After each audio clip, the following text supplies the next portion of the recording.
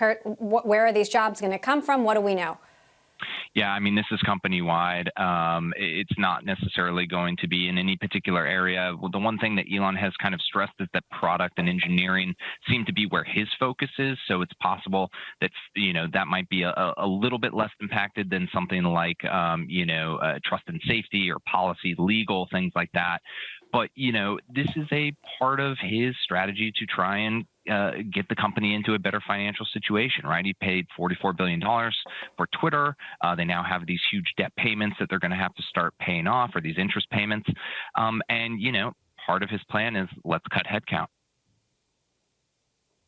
So how are Twitter employees feeling right now? I mean, the axe is going to come down on Friday and nobody knows if they're going to be cut yet? That's exactly right. And they're not only that, Emily, they haven't heard from Elon Musk at all since the deal closed. They haven't heard from any other leadership, right? Everyone's kind of talking with their managers, but there's been no company-wide messaging at all. All of the C-suite, CEO, CMO, CFO, all of those folks were fired last week or early this week. So if you're an employee at Twitter, you're getting your information from places like Bloomberg or from other media outlets, right? And that's where you're finding out what's happening at your own company. And so that's quite unsettling for a lot of people, especially when you're sitting around wondering, am I going to be employed by the end of the week? So this is a stressful time internally, to say the least. And a lot of employees we're seeing are sort of looking out for each other, trying to give best tips on what happens when you get laid off. Hey, let me make references for you, that kind of thing. They're trying to take care of each other because the company doesn't seem to be doing it for them.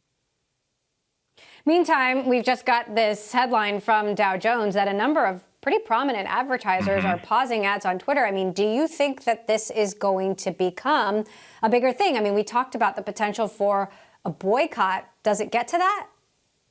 Well, this is what I think we were talking about yesterday, and I think that the chance of a boycott not only seems possible, but I do think it seems like a really big deal. And again, it's because the time we saw this happen with Facebook, all the key executives, the Sheryl Sandbergs and those at the top of the company on the business side, they went out and they did damage control for days, right? And we're just not going to see that at Twitter because all the people at the top of the company are gone. And so when you have these big advertisers, and Twitter is very much a relationship-driven advertising business because they don't have that, very intimate direct response type stuff.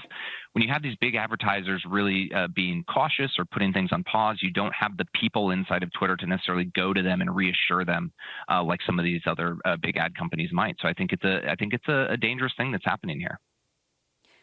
And tell us a little bit about what we know about how decisions are being made on the inside, who's making the decisions, and how things that are being communicated are actually being communicated.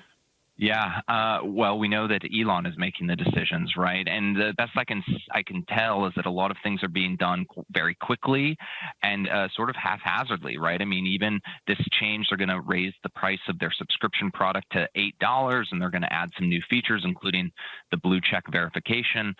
We saw him sort of like workshopping this publicly on Twitter, right? He's like tweeting, hey, would you pay for this? How much would you pay? What features would you want? And then all of a sudden he just announced it the next day. And so we're seeing there's a very small group of folks, including some venture capitalists, who are sort of advising him here. But really it feels like Elon is sort of, kind of making this up as he goes along. As I mentioned, there's not a lot of messaging coming from the top of the company at all. So unless you're in a particular group working on a specific problem for him, you don't really know what's happening at the company.